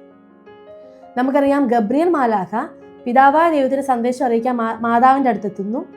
ദൂതന്മാരെ മനുഷ്യരെക്കാളിലും ഒരു പടി ഉയർത്തി സൃഷ്ടിച്ചതാണ്. അങ്ങനെ സൃഷ്ടിച്ച ദൂതന്മാരിൽ മുഖ്യ ദൂതരിൽ ഒരാളായ ഗബ്രിയേൽ മാലാഖ വന്നിട്ട് പിതാവായ ദൈവത്തിന് സന്ദേശം അറിയിക്കുമ്പോൾ മാതാവിന്റെ മുമ്പിൽ വണങ്ങി അഭിസംബോധന ചെയ്താണ് ഇതറിയിക്കുന്നത്. അപ്പോൾ ദൂതൻ പോലും മാതാവിനെ വണങ്ങുന്നുണ്ട്, പിതാവായ ദൈവം പറഞ്ഞു വിട്ടിട്ട്. പക്ഷെ മനുഷ്യന്മാർക്ക് വണങ്ങാൻ വയ്യ. അതുപോലെ തന്നെ ഞാൻ ഈ നന്മ നിറഞ്ഞ മറിയമ്മയുടെ കാര്യം പറഞ്ഞപ്പോൾ ഞാൻ വിട്ടു ഒരു കാര്യം പറയാൻ. അതായത് നമ്മൾ പിന്നെ ഈ പ്രാർത്ഥന ചെല്ലുമ്പം, അതായത് ജവമാല ചൊല്ലുമ്പോൾ അല്ലെങ്കിൽ നന്മ നിറഞ്ഞ മറിയമ്മ ഏത് പ്രാർത്ഥന ആയിക്കോട്ടെ ചൊല്ലുമ്പം നമ്മൾ ജസ്റ്റ് ഇങ്ങനെ നന്മ നിറഞ്ഞ മറിയമ്മ സൃഷ്ടി കർത്താവ് ഇങ്ങനെ അടിച്ചു വിട്ടു പോയി കഴിഞ്ഞാൽ അങ്ങനല്ല. നമ്മൾ ഹൃദയത്തിൽ നിന്ന് പ്രാർത്ഥിക്കണം. ഞാനും അങ്ങനെ പ്രാർത്ഥിച്ചുകൊണ്ടിരുന്ന നേരത്തെ കുടുംബ പ്രാർത്ഥനയുടെ സമയത്ത് പിതാവിനും പുത്രനും ചെല്ലുമ്പോൾ മമ്മി എപ്പോഴും പറയും, പിതാവിന് പ്രമസ്താൻ, അത് പുത്രനില്ല, പിതാവിന് പ്രമസ്താൻ മസ്തുതി, അതേപോലെ എപ്പോഴും നീക്കുവാമേ. അതായത് ഈ സ്പീഡിലും അങ്ങോട്ട് പോകും. ഇടയ്ക്ക് നിന്ന് പുത്രനെ കട്ട് ചെയ്യും, വേറെ ഓരോ പ്രാർത്ഥനയിൽ ഓരോ ഭാഗങ്ങൾ കട്ട് ചെയ്യും. നമ്മൾ പലരും ഇങ്ങനെ ആയിരിക്കും ചിലപ്പം വീടുകളിലൊക്കെ കുടുംബ പ്രാർത്ഥന വരുമ്പം പ്രാർത്ഥിക്കുന്നത്. ശരിക്കും നമ്മൾ ഈ പ്രാർത്ഥനയുടെ അർത്ഥം മനസ്സിലാക്കി ഹൃദയത്തിൽ നിന്ന് പ്രാർത്ഥിക്കണം. ഞാൻ അങ്ങനെ പ്രാർത്ഥിച്ചു തുടങ്ങിയപ്പം നമുക്ക് ആ പ്രാർത്ഥന, ഞാൻ വിശുദ്ധ കുർബാനെ പറ്റി പറഞ്ഞ പ്രാർത്ഥന നമുക്കൊരു അനുഭവമായി മാറും. അതായത് നന്മ നിറഞ്ഞ മറിയമേ സൃഷ്ടി എന്നുള്ള ആ പ്രാർത്ഥന ചെല്ലുമ്പം നമുക്ക് വേണമെങ്കിൽ മനസ്സിൽ കാണാം, മാലാഖ വന്ന് മാതാവിനോട് പറയുന്നു. അപ്പം മാതാവിനെ മാലാഖയും കാണാം. അതിനുശേഷം മാതാവ് എലിസബത്തിൻ്റെ അടുത്ത് വന്നിരിക്കുമ്പോൾ എലിസബത്ത് നീ സ്ത്രീകൾ അനുഗ്രഹിക്കും, നിന്റെ ഉദരഫലം അനുഗ്രഹിക്കും എന്ന് പറയുമ്പോൾ നമുക്ക് ഈശോനെ കാണാം. അങ്ങനെ അത് നമ്മൾ മനസ്സിൽ കണ്ടുകൊണ്ട് ആ പ്രാർത്ഥന ചെല്ലുമ്പോൾ അർത്ഥം മനസ്സിലാക്കി അത് ധ്യാനിച്ചുകൊണ്ട് ചെല്ലുമ്പോൾ അതിൻ്റെ എഫക്റ്റ് വേറെയാണ്. നമ്മൾ അതരവ്യായാമം പോലെ ചുമ്മാ ഓടിച്ചിട്ട് ചെല്ലിയിട്ട് ഒരു കാര്യവും ഇല്ല, ഒരു പിശാചും ഓടത്തുമില്ല. പിശാച് പറയാം ചെല്ലിക്കോ എത്ര വേണേലും ചെല്ലിക്കോളാൻ പറയും. അപ്പം നമ്മൾ ചെല്ലേണ്ട രീതിയിൽ വേണം പ്രാർത്ഥനകൾ ചെല്ലാൻ. നമ്മൾ ഹൃദയത്തിൽ നിന്ന് ചെല്ലണം, അത് ധ്യാനിച്ചുകൊണ്ട് ചെല്ലണം. അത് നന്മ നിറഞ്ഞ മറിയമേന്നല്ല, ഏത് പ്രാർത്ഥനയാണെങ്കിലും സ്വർഗസ്ഥനായ പിതാവേ ആണെങ്കിലും ഒരു ത്രിത്വസ്തുതി ആണെങ്കിൽ പോലും നമ്മൾ അത് ധ്യാനിച്ചുകൊണ്ട് അർത്ഥം മനസ്സിലാക്കി മനസ്സിൽ കണ്ട് ചെല്ലിക്കഴിഞ്ഞാൽ പ്രാർത്ഥന നമുക്കൊരു അനുഭവമാകും. പിന്നെ മാതാവിനെ കുറ്റം പറയുമ്പോൾ പറയുന്ന വേറൊരു കാര്യമാണ്, വിഗ്രഹാരാധനയാണ് ചെയ്യുന്നത്. അത് മാതാവിൻ്റെ മാത്രമല്ല, എനിക്കൊന്നു ഈ നമ്മൾ ഈശോയുടെയൊക്കെയാണ് രൂപങ്ങൾ ഉണ്ടാക്കുന്നതിനെ കുറ്റം പറയുന്നുണ്ട്. ഈ രൂപങ്ങൾ ഉണ്ടാക്കുന്നത് എങ്ങനെയാണ്? വിഗ്രഹാരാധനയാണ്. അത് എന്താണ് ശരിക്കും വിഗ്രഹാരാധന എന്ന് അറിയാത്തതിൻ്റെ കുഴപ്പം. അത് നമ്മളിപ്പോൾ നമ്മളുടെ മരിച്ചുപോയ അപ്പച്ചൻ്റെയോ അമ്മച്ചിയുടെയോ അല്ലെങ്കിൽ നമ്മുടെ അപ്പൻ്റെയോ അമ്മയുടെയോ ഒക്കെ ഫോട്ടോ ഉണ്ടാക്കി നമ്മൾ വീട്ടിൽ വെക്കുന്നു. അവരുടെ ഓർമ്മയ്ക്ക് കാണുമ്പോൾ അവരൊന്ന് ഓർക്കാൻ വേണ്ടിയിട്ട് അല്ലേ? നമ്മൾ ആ ഫോട്ടോയെ നമ്മൾ ആരാധിക്കുന്നുണ്ടോ, പൂജിക്കുന്നുണ്ടോ? ഇനിയും പോട്ടെ, അതായത് നമ്മൾ അവരുടെ ഒരു മരിച്ചുപോയ ആരുടെയും നമ്മൾ ഫോട്ടോ എടുത്ത് പഴയ ഫോട്ടോ കാണുമ്പോൾ, പഴയ വീഡിയോ കാണുമ്പോൾ നമ്മൾ അവരെക്കുറിച്ച് ഓർക്കുന്നു. അതൊരു വിഗ്രഹാരാധനയാണോ? അതുപോലെ തന്നെയാണ് നമ്മൾ മാതാവിൻ്റെയോ ഈശോയുടെയോ രൂപം ഉണ്ടാക്കുമ്പം അവരൊന്ന് ഓർക്കാൻ വേണ്ടി, അതായത് നമ്മളിപ്പോൾ ഒരു പ്ലെയിൻ ആയിട്ടുള്ള ഒരു ഭിത്തിയിലോട്ട് നോക്കി പ്രാർത്ഥിക്കുന്നു, അവിടെ ഒരു കുരിശുരൂപം ഇരിക്കും. ആ കുരിശുരൂപം കാണുമ്പോൾ നമുക്ക് ഈശോയെ കുറച്ച് നമുക്ക് ആ ഓർമ്മ വരും അല്ലേ? അതിനു വേണ്ടിയാണ് നമ്മൾ രൂപങ്ങൾ ഉണ്ടാക്കുന്നത്. രൂപങ്ങൾ ഉണ്ടാക്കുന്നത് അത് വിഗ്രഹാരാധനയല്ല. അങ്ങനെയാണെന്നുണ്ടെങ്കിൽ ചിലർ ഈ പഴയ നിയമം എടുത്തു വെച്ചിട്ടാണ് ചിലപ്പോൾ ഈ വിഗ്രഹാരാധന കാര്യം പറയുന്നത്. പുറപ്പാട് പുസ്തകത്തിൽ നിങ്ങൾ വിഗ്രഹം ഉണ്ടാക്കരുതെന്ന് പറയണ ദൈവം തന്നെ കുറച്ചുകൂടെ കഴിയുമ്പം പറയുന്നുണ്ട്, വാഗ്ദാന പേടകം ഉണ്ടാക്കുമ്പോൾ അതിൻ്റെ 2 സൈഡിലായിട്ട് കെരൂബുകളെ ഉണ്ടാക്കി പണിത് വെക്കണമെന്ന്, മാലാഖമാരെ കെരൂബിനെ. പിന്നെ അതുപോലെ തന്നെ കുറച്ചുകൂടെ പിച്ചള സർപ്പത്തെ ഉണ്ടാക്കി അത് നോക്കണമെന്ന് പറയുന്നൊരു സംഭവമുണ്ട്. അപ്പം വിഗ്രഹം ഉണ്ടാക്കരുതെന്ന് പറഞ്ഞ ദൈവം തന്നെയാണ് പിന്നെ അത് ഉണ്ടാക്കാൻ പറയുന്നത്. അപ്പം എന്താണ് വിഗ്രഹാരാധന എന്ന് മനസ്സിലാക്കാത്തതിൻ്റെ കുഴപ്പമാണത്. വിഗ്രഹാരാധന എന്ന് പറയുന്നത് നമ്മൾ ഒരു രൂപത്തെ നോക്കി പ്രാർത്ഥിക്കുന്നതല്ല, അവരെ ഓർക്കാൻ വേണ്ടിയിട്ടുള്ളതാണ്. അല്ല വിഗ്രഹാരാധന അതല്ല. വിഗ്രഹാരം എന്ന് പറഞ്ഞാൽ ഇപ്പോൾ ഫോർ എക്സാമ്പിൾ, ഒന്നാമത്തെ നമുക്ക് 10 പ്രമാണങ്ങൾ ഒന്നാമത്തെയാണ് നിന്റെ ദൈവമായ കർത്താവ് ഞാനാവുന്നു, ഞാനല്ലാതെ മറ്റൊരു ദൈവം നിനക്ക് ഉണ്ടാകരുത്. ഒരു വ്യക്തി ഞായറാഴ്ച കുർബാനയ്ക്ക് പോകാതെ ഓക്കെ, ആ വ്യക്തിക്ക് അന്നേരം വേറെ എന്തെങ്കിലും ബിസിനസ്സുമായിട്ട് ബന്ധപ്പെട്ട എന്തെങ്കിലും കാര്യമുണ്ട്. അപ്പം ആ ബിസിനസ് ഒരു അർജൻറ്റ് മീറ്റിംഗോ വല്ലതാണെന്ന് എഴുതിക്കുമോ, അതായത് മീറ്റിങ്ങിന് പോകണം, ബിസിനസ്സുമായിട്ട് ബന്ധപ്പെട്ടതാണ്. അപ്പം ഞായറാഴ്ച കുർബാന കളഞ്ഞിട്ട് ആ ബിസിനസ് മീറ്റിങ്ങിന് പോകുന്നു. അതായത് ആ വ്യക്തിയുടെ വിഗ്രഹം അവിടെ എന്താണ്? ബിസിനസ്സാണ്. അല്ലെങ്കിൽ നമ്മൾ ദൈവത്തിന് ഫസ്റ്റ് പ്രയോറിറ്റി കൊടുക്കാതെ നമ്മൾ എന്തിന് ഫസ്റ്റ് പ്രയോറിറ്റി കൊടുക്കുന്നോ, അത് ബിസിനസ് ആയിക്കോട്ടെ, പൈസ ആയിക്കോട്ടെ, നമ്മളുടെ ഭർത്താവിന് ഇപ്പോൾ ഭാര്യയോട് ഭർത്താവ് പറഞ്ഞു, നീ ഇന്ന് പള്ളിയിൽ പോകണ്ട, കുർബാനയ്ക്ക് പോകണ്ടെന്ന് പറഞ്ഞു. എൻ്റെ ഭർത്താവ് പറഞ്ഞതല്ലേ അനുസരിച്ച് ഞാൻ ഭർത്താവിനെ എങ്ങനെ വിഷമിപ്പിക്കുന്നത്? ഭർത്താവിനനുസരിച്ച്, അതായത് വിശുദ്ധ കുർബാനയ്ക്ക് പോയില്ല, ഞായറാഴ്ച ദിവസം അന്ന് എഴുതിക്കോ. അപ്പം അതായത് ഭർത്താവിനോട് കൂടുതൽ സ്നേഹം, അല്ലെങ്കിൽ മക്കൾ, അതായത് നമ്മുടെ ഫസ്റ്റ് പ്രയോറിറ്റി എന്താണോ, അത് ഭർത്താവായിക്കോട്ടെ, മക്കളായിക്കോട്ടെ, ധനമായിക്കോട്ടെ, നമ്മുടെ ബിസിനസ് ആയിക്കോട്ടെ, നമ്മുടെ ജോലി ആയിക്കോട്ടെ, നമ്മുടെ ഫെയിം ആയിക്കോട്ടെ, വാട്ടവർ എന്തും ആയിക്കോട്ടെ, പൂർണ്ണ ആത്മാവോടും പൂർണ്ണ മനസ്സോടും പൂർണ്ണ ശക്തിയോടും കൂടെ നമ്മൾ ദൈവത്തെ സ്നേഹിക്കുന്നതിന് ആരാധിക്കുന്ന പകരം നമ്മൾ ഫസ്റ്റ് പ്രയോറിറ്റി കൊടുക്കുന്ന എന്തും അതാണ് വിഗ്രഹാരാധന. അതായത് നമ്മൾ മാതാവിൻ്റെ പോലും കാര്യത്തിൽ പറയാം, മാതാവിനെ നമ്മൾ ആരാധിക്കരുത്, മാതാവിനോട് നമ്മൾ വണങ്ങല് മാധ്യസ്ഥ അപേക്ഷിക്കുകയാണ് ചെയ്യുന്നത്, പ്രാർത്ഥന അപേക്ഷിക്കുകയാണ് ചെയ്യുന്നത്. വിശുദ്ധന്മാരെ നമ്മൾ വണങ്ങൽ അവരുടെ മാധ്യസ്ഥ അപേക്ഷിക്കുകയാണ് ചെയ്യുന്നത്. ആരെയും നമ്മൾ ആരാധിക്കുന്നത്, ദൈവത്തെ മാത്രമാണ് ആരാധിക്കേണ്ടത്. ഓക്കെ, അപ്പം ഇതിൻ്റെ ശരിക്കും അർത്ഥം എന്താണെന്ന് മനസ്സിലാക്കണം. നമ്മളിപ്പോൾ ഞാൻ തന്നെ ഒരു എക്സാമ്പിൾ പറഞ്ഞു. ഞാൻ പഴയ ആളായിരുന്ന സമയത്ത്, പഴയ തല്ലിപ്പൊളി സ്വഭാവം ഉണ്ടായിരുന്ന സമയത്ത് പോലും ഞാൻ മാതാവിനെ എനിക്ക് ഭയങ്കര ഇഷ്ടമായിരുന്നു. ഞാൻ എന്തെങ്കിലും വിഷമോ എന്തെങ്കിലും ഒക്കെ ഉണ്ടാകുമ്പോഴത്തേന് ചങ്ങനാശ്ശേരിയിൽ പാറേപ്പള്ളി എന്ന് പറയുന്നുണ്ട്, ആ പാറേപ്പള്ളി പോയിട്ട് മാതാവിൻ്റെ അടുത്ത് പോയിരുന്ന് പ്രാർത്ഥിക്കും. ചിലപ്പോൾ ജവമാനം പഠിച്ചില്ലാറില്ല, ചുമ്മാ പോയിരുന്ന് കുറച്ച് നേരം പ്രാർത്ഥിച്ച് വർത്താനം പറഞ്ഞിരിക്കും. മാതാവിൻ്റെ ഭയങ്കര വലിയ ഭക്തിയായിരുന്നു ഞാൻ പലപ്പോഴും പല കാര്യങ്ങളും ഞാൻ പറയുമായിരുന്നു, എനിക്ക് മാതാവ് ചെയ്തതാണ്, മാതാവിൻ്റെ അനുഗ്രഹമാണ്, മാതാവ് ഇത് ചെയ്തതാണ്, മാതാവ് കാരണം എനിക്ക് ഇങ്ങനെ കിട്ടിയതാണ് എന്ന് തന്നെ പറയുന്നത്. നിങ്ങൾക്കറിയാം, ഞാനൊരു 9 വർഷം മുമ്പ് എങ്ങാണ്ട് ചെയ്തതാണ് ഞാൻ ഈ ടാറ്റു ചെയ്തത്. ഇതുപോലെ ഞാൻ പാറയിൽ മാതാവേ എന്നാണ് എൻ്റെ ടാറ്റു എഴുതിയിരിക്കുന്നത്. ഇത് ദൂരെ നിന്ന് വായിക്കുമ്പോൾ പോൾ മാത്യു എന്നൊക്കെ പലരും വായിച്ചിട്ടുണ്ട്, പക്ഷെ ഇത് പാറയിൽ മാതാവേ എന്നാണ്. മാതാവിന് അത്രയ്ക്ക് ഇഷ്ടമായിരുന്നു. അപ്പം ഞാൻ പാറേപ്പള്ളിയിലെ മാതാവിനോട് എനിക്ക് എത്ര സ്നേഹം വന്നു വെച്ച് കഴിഞ്ഞാൽ, ഞാൻ സ്കൂളിൽ പഠിക്കുമ്പോഴത്തേന് എക്സാമിന് മുമ്പൊക്കെ ആണെങ്കിലും ഈ മാതാവിനെ കണ്ടത്, മാതാവിൻ്റെ അടുത്ത് പോയി പ്രാർത്ഥിച്ചിട്ടൊക്കെ പോകുന്നത്. അപ്പം ആ മാതാവുമായിട്ട്, ആ പള്ളിയിലെ മാതാവുമായിട്ട് ഒരു സ്നേഹം ഉണ്ടായിരുന്നു. ആ സ്നേഹത്തിന് പുറത്ത് ചെയ്തതാണ്. അപ്പം ഞാനും എപ്പോഴും പറയുമായിരുന്നു, മാതാവ് എനിക്കത് ചെയ്തു തന്നു, മാതാവ് ഇത് ചെയ്തു തന്നു, മാതാവ് കാരണമാണ് കിട്ടിയത്. പക്ഷേ അത് അങ്ങനെ നമ്മൾ പറയണത് 1-ാം പ്രമാണത്തിനെതിരാണ്. നമ്മൾ ശരിക്കും പറയേണ്ടത്, മാതാവിലൂടെ ഈശോ നമ്മളെ അനുഗ്രഹിച്ചു, അല്ലെങ്കിൽ മാതാവിൻ്റെ മാധ്യസ്ഥത്താൽ നമുക്ക് ഇത് ചെയ്ത് കിട്ടി, അങ്ങനെയാണ് പറയണത്. അല്ല മാതാവ് ചെയ്തു തന്നു, മാതാവ് അനുഗ്രഹിച്ച് ഈ സംഭവം കിട്ടി, അങ്ങനെ നമ്മൾ പറയരുത്. ശരിക്കും മാതാവിൻ്റെ മാധ്യസ്ഥത്തിൽ ഈശോയാണ് നമുക്കത് ചെയ്തു തരുന്നത്. ഇവിടെയാണ് നമ്മൾ അതിൻ്റെ ഇത് മനസ്സിലാക്കേണ്ടത്. അതായത് നമുക്ക് എവിടെയാണ് തെറ്റുപറ്റുന്നത്. അപ്പം ഇതാണ് വിഗ്രഹാരാധന. അത് വിഗ്രഹാരാധനയാവും. ഓക്കെ, അതായത് നമ്മൾ ഫസ്റ്റ് പ്രയോറിറ്റി ദൈവത്തിന് കൊടുക്കണം. അപ്പൊ ദൈവത്തിന് ഫസ്റ്റ് പ്രയോറിറ്റി കൊടുക്കാതെ നമ്മൾ എന്തിന് പ്രയോറിറ്റി കൊടുക്കുന്നു അതെല്ലാം വിഗ്രഹമാണ്. അത് നമ്മുടെ കുടുംബത്തിന്, നമ്മുടെ മക്കളായിക്കോട്ടെ, ഭർത്താവായിക്കോട്ടെ, സ്വത്തായിക്കോട്ടെ, എന്ത് നമ്മുടെ ജോലി ആയിക്കോട്ടെ, എന്തും. അപ്പം നിങ്ങൾ അതുകൊണ്ട് അതിൻ്റെ അർത്ഥം മനസ്സിലാക്കണം, എന്താണ് വിഗ്രഹാരാധന എന്ന്. എൻ്റെ മുൻപത്തെ വീഡിയോയുടെ കമൻറ്റിൽ ഒരാൾ ചോദിച്ചിട്ടുണ്ടായിരുന്നു, ഈ കുമ്പസാര സഹായിയുടെ ഒരു വീഡിയോ ചെയ്യാമോ എന്ന്. ഞാൻ അധികം താമസിക്കാതെ അതിനെപ്പറ്റി ഒരു വീഡിയോ ചെയ്യാം, കാരണം അത് അത്യാവശ്യം അതിൽ അറിഞ്ഞിരിക്കേണ്ട കാര്യമാണ്. അതിൽ നമ്മൾ കാണാൻ പറ്റും നമുക്ക് 1-ാം പ്രമാണത്തിലുള്ള ശരിക്കുള്ള പാപങ്ങൾ എന്തൊക്കെയാണെന്ന്. നമ്മൾ വിശുദ്ധ കുർബാനയ്ക്ക് പ്രയോറിറ്റി കൊടുക്കാതെ വേറെ ഇമ്പോർട്ടൻസ് കൊടുക്കുന്ന മറ്റു പ്രാർത്ഥനകൾക്ക് ഇമ്പോർട്ടൻസ് കൊടുത്താലും അതും 1-ാം പ്രമാണത്തിനെതിരാണ്. ഇപ്പം ഞാൻ വേറൊരു കാര്യം പറയാം. അതായത് നമ്മൾ വിശുദ്ധരുടെയും, അതായത് നമ്മൾ അന്തോണീസ് പുണ്യാളന്റെ പള്ളിയിൽ പോകുന്നു, ഗീവർഗീസ് പുണ്യാളനെ കാണാൻ പോകുന്നു, മാതാവിൻ്റെ തന്നെ പല പല സ്ഥലങ്ങളിൽ പോകുന്നു. അതൊന്നും ഒരു കുഴപ്പമല്ല, നമുക്ക് പോവാം, നോ പ്രോബ്ലം. പക്ഷേ നമ്മൾ ഫസ്റ്റ് സ്ഥാനം, 1-ാം സ്ഥാനം നമ്മൾ ഈശോയ്ക്ക് കൊടുക്കണം. 1-ാം സ്ഥാനം നമ്മൾ പരിശുദ്ധ കുർബാനയ്ക്ക് കൊടുക്കണം. അതായത് നമ്മൾ ഈശോനെ വിളിക്കാതെ ഈശോയുടെ ദിവ്യകാരുണ്യത്തിൻ്റെ മുൻപിൽ പോയി നമ്മൾ ഒന്ന് പ്രാർത്ഥിക്കാതെ, അല്ലെങ്കിൽ വിശുദ്ധ കുർബാനയ്ക്ക് പോവാതെ, ഈശോനെ വിളിക്കാതെ നമ്മൾ വിശുദ്ധന്മാരുടെയും മാതാവിൻ്റെയും അടക്കം നമ്മൾ പുറകെ മാത്രം പോയിക്കൊണ്ടിരുന്നു കഴിഞ്ഞാൽ, മെയിനായിട്ട് നമ്മൾ പോകുന്നത് എന്തിനാണ്? നമ്മുടെ ഭൗതിക നേട്ടങ്ങൾക്ക് വേണ്ടിയാണ്. അത് ഭയങ്കര വലിയ പാപമാണ്. മാതാവ് പറയുന്നു, മാതാവിനെ അവഹേളിക്കുന്നതിനേക്കാട്ടിലും വലിയ പാപമാണ് മാതാവിനെ ദേവതയായിട്ട് കണ്ട് ഈശോയ്ക്ക് കൊടുക്കേണ്ട സ്ഥാനം കൊടുക്കാതെ മാതാവിനെ ദേവതയായിട്ട് കണ്ടുകൊണ്ട് നടക്കുന്നത്. അതിനേക്കാട്ടിലും വലിയ തെറ്റാന്ന് മാതാവ് പറയുന്നുണ്ട്. അപ്പം നിങ്ങൾക്ക് കാര്യം ഏറെക്കുറെ മനസ്സിലായി കാണുമല്ലോ. അതായത്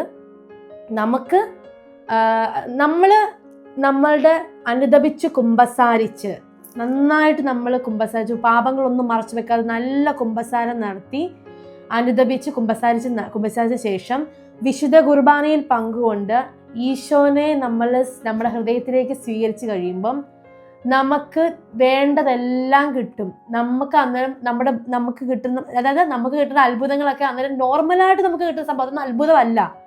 അപ്പം എന്നോടൊരാൾ പറഞ്ഞ ആരാണ്, അതായത് നമ്മൾ ഈ വിശുദ്ധന്മാരുടെയും മാതാവിൻ്റെ ഇങ്ങനെയുള്ള പല സ്ഥലങ്ങളിൽ ഓടുമ്പം ഈശോയെ വിളിക്കാതെ, വിശുദ്ധ കുർബാനയ്ക്ക് ഇമ്പോർട്ടൻസ് കൊടുക്കാതെ, നമുക്ക് എണ്ണയും, അതായത് നമ്മൾ ഈശോയുടെ അടുത്ത് പോയി നമ്മൾ കുമ്പസാരിച്ച് ഈശോയെ സ്വീകരിച്ച് വിശുദ്ധ കുർബാന പങ്കുകൊണ്ട് ഈശോയെ സ്വീകരിച്ച് നമുക്ക് എണ്ണയും പിണ്ണാക്കും കിട്ടുമെങ്കിൽ അതിൽ ഈ പിണ്ണാക്ക് മാത്രം കിട്ടാൻ വേണ്ടിയാണ് നമ്മൾ ബാക്കിയുള്ള പല ഭാഗത്തും ഓടുന്നത്. അതുകൊണ്ട് നമ്മൾ ആദ്യം ചെയ്യേണ്ടത്, നമ്മൾ ഈശോയ്ക്കാണ് ഫസ്റ്റ് പ്രയോറിറ്റി കൊടുക്കേണ്ടത്. വിശുദ്ധ കുർബാനയ്ക്ക് ഫസ്റ്റ് പ്രയോറിറ്റി കൊടുക്കണം. മാതാവിൻ്റെ ഔസപിതാവിൻ്റെ കാര്യം എനിക്ക് പറയാൻ, അത് വേറെ വീഡിയോ ചെയ്യാം. ഔസപിതാവിൻ്റെയും മാതാവിൻ്റെയൊക്കെ മാധ്യസ്ഥ അപേക്ഷിച്ച് അവരോട് പ്രാർത്ഥിക്കണം.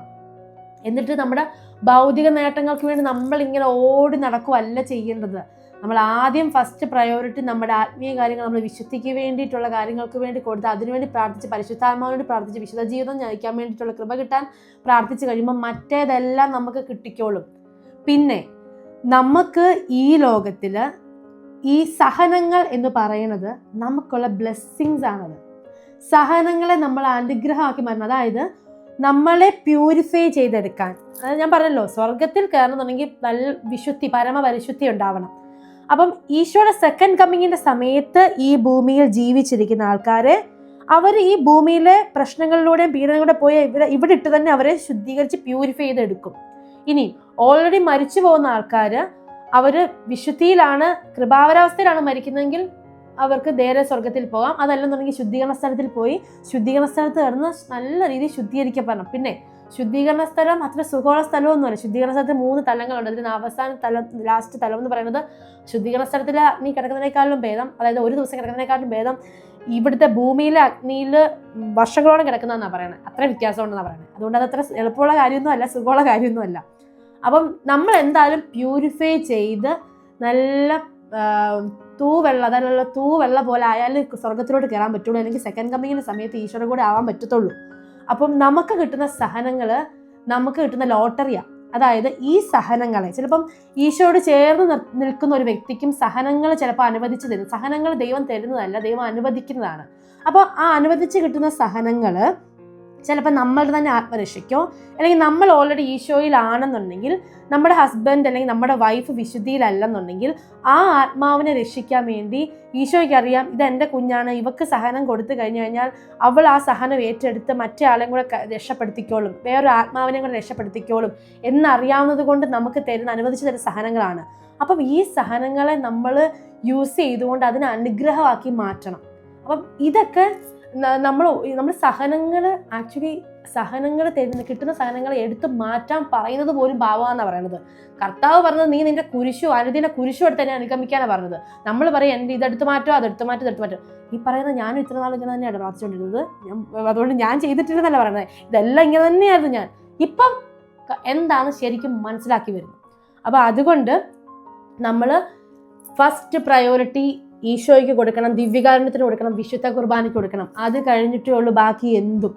അതുപോലെ തന്നെ ഒരു കാര്യം പറയാം, നമ്മളിപ്പോൾ മുന്നോട്ട് പോകുമ്പോൾ നമ്മളിനി പല പല കാര്യങ്ങൾ അഭിമുഖീകരിക്കേണ്ടി വരും. നമ്മുടെ ഇനി ഫ്യൂച്ചറിൽ അങ്ങോട്ടുള്ള മുന്നോട്ടുള്ള ജീവിതം അത്ര സുഖകരമായിരിക്കത്തില്ല. അത് ഞാൻ പറഞ്ഞില്ലേ, ഞാൻ ഒറ്റയടിക്കത് പറയാത്തത്. പെട്ടെന്ന് പറയുമ്പോൾ കാര്യങ്ങൾ അത് നമുക്ക് ഗ്രഹിക്കാതെ നമ്മൾ പെട്ടെന്ന് കേൾക്കുമ്പോൾ നമുക്കതൊരു പേടി അല്ലെന്നുണ്ടെങ്കിൽ നമുക്ക് ടെൻഷനാവും. അങ്ങനെ ഇത് ടെൻഷൻ അടിക്കേണ്ട കാര്യമല്ല, നമ്മൾ സന്തോഷിക്കേണ്ട കാര്യമാണ്. പക്ഷെ അത് ശരിക്കും ഉൾക്കൊള്ളേണ്ട രീതിയിൽ ഉൾക്കൊള്ളണം. അപ്പം ഞാൻ പറഞ്ഞതെന്ന് വെച്ച് കഴിഞ്ഞാൽ നമ്മളുടെ മക്കളെ പോലും ദൈവത്തെക്കാൾ അധികമായി സ്നേഹിക്കുമ്പോൾ, അതായത് ഇപ്പം നിങ്ങളോട് പറയുക നിങ്ങൾ ഈശോയിലുള്ള വിശ്വാസം ഉപേക്ഷിക്കണം, അല്ലെങ്കിൽ നിങ്ങളുടെ മകനെ അല്ല മകളെ ഞാൻ കൊല്ലാൻ പോവാന്ന് പറഞ്ഞു കഴിഞ്ഞാൽ ഞാൻ ഈശോയിലുള്ള വിശ്വാസം ഉപേക്ഷിക്കില്ല, നിങ്ങളത് ചെയ്തോ, കാരണം ഇത് ചെയ്താലും എനിക്കറിയാം എൻ്റെ കുഞ്ഞ് എൻ്റെ ഈശോയുടെ അടുത്തിലോട്ടാണ് പോകുന്നത്, അല്ലെങ്കിൽ ഇത് കഴിഞ്ഞിട്ടുള്ളൊരു ജീവിതമുണ്ട്, ഈ നിത്യജീവൻ കിട്ടണമെങ്കിൽ ഞാൻ ഇത് ത്യജിക്കാൻ, അല്ലെങ്കിൽ ഇപ്പം ഞാൻ എൻ്റെ ഇത് സഹിക്കാൻ തയ്യാറായാൽ മതി എന്നുള്ളൊരു ബോധ്യം നമുക്കുണ്ടായി നമ്മൾ ഈശോയെ തള്ളിപ്പറയാതിരിക്കണമെങ്കിൽ അത്രയും ആഴത്തിലുള്ള വിശ്വാസവും ബോധ്യവും വേണം. എല്ലാറ്റിനും ഉപരി നമുക്ക് പരിശുദ്ധാത്മാവ് വേണം, അല്ലെങ്കിൽ നമുക്കത് പറയാൻ പറ്റില്ല. അതുകൊണ്ടാണ് പറയുന്നത് ഇനി മുന്നോട്ടുള്ള ജീവിതത്തിൽ നമ്മൾ പിടിച്ചു നിൽക്കാൻ കുറെ കഷ്ടപ്പെടും. അപ്പം അതുപോലെ ഈശോയിലുള്ള ആഴത്തിലുള്ള വിശ്വാസം, നമ്മുടെ വിശ്വാസത്തിന് ആഴം വർദ്ധിപ്പിക്കാൻ പരിശുദ്ധാത്മാവിനെ കിട്ടാൻ നമ്മൾ നന്നായിട്ട് പ്രാർത്ഥിക്കണം. ഒരു കാര്യം കൂടെ പറഞ്ഞുകൊണ്ട് ഞാൻ ഇന്നത്തെ ഈ വീഡിയോ അവസാനിപ്പിക്കുകയാണ്. ഇന്ന് ഞാൻ ഈ വീഡിയോയിൽ പങ്കുവച്ച ചില കാര്യങ്ങൾ കേൾക്കുമ്പം ചിലർക്കൊക്കെ എന്നോട് നല്ല കലിപ്പ് തോന്നാം. നിങ്ങൾ എന്നെ 2 ചീത്ത വിളിച്ചോ, അല്ലെങ്കിൽ കമന്റ് 2 ചീത്ത ടൈപ്പ് ചെയ്തിട്ടോ, ഒരു പ്രശ്നമില്ല. ഈശോയെ പ്രതി മാതാവിനെ പ്രതി 2 ചീത്ത കേൾക്കുന്നത് സ്വർഗത്തിൽ നിക്ഷേപം കൂട്ടി വെക്കുന്ന ഒരു അസറ്റായിട്ട് ഞാൻ കാണുന്നു. പക്ഷേ അതിനുശേഷം നിങ്ങൾ ഇതിനകത്ത് എന്തെങ്കിലും നിജസ്ഥിതി ഉണ്ടോ എന്നൊന്ന് അന്വേഷിക്കുക. അതായത് നിങ്ങൾക്ക് ഓൾറെഡി ഈ കാര്യങ്ങളൊക്കെ നിങ്ങൾ മനസ്സിലാക്കി സെയിം സോഴ്സിനെ ഡിപ്പെൻഡ് ചെയ്യാതെ നിങ്ങൾ ഈശോയോട് തന്നെ ഈശോയെ ഇതിനകത്ത് സത്യാവസ്ഥ വെളിപ്പെടുത്തി തരണേ, സത്യം നീ എന്താണെന്ന് മനസ്സിലാക്കി തരണേ എന്ന് പ്രാർത്ഥിച്ചതിന് ശേഷം നിങ്ങളത് അന്വേഷിക്കുക. എനിക്ക് ഉറപ്പാണ് എന്താണോ സത്യം അത് നിങ്ങൾക്ക് ഈശോ ബോധ്യപ്പെടുത്തി തരും. അതാണ് എനിക്ക് വേണ്ടത്. അങ്ങനെ നിങ്ങളത് മനസ്സിലാക്കി കഴിയുമ്പം അതാണ് എൻ്റെ നേട്ടം. ഞാൻ ഈ വീഡിയോ ചെയ്യുന്നത് ഒറ്റൊരു ലക്ഷ്യത്തിനാണ്, ഈശോയ്ക്ക് വേണ്ടി ആത്മാക്കളെ നേടുക. അപ്പം അതാണ് ഞാൻ ആഗ്രഹിക്കുന്നത്, അല്ലാതെ ആരെയും വേദനിപ്പിക്കാനോ കുറ്റപ്പെടുത്താനോ ഒന്നുമല്ല. അപ്പോൾ അതുകൊണ്ട് നമുക്കിനി അടുത്ത വീഡിയോയിൽ കാണാം. Praise the Lord.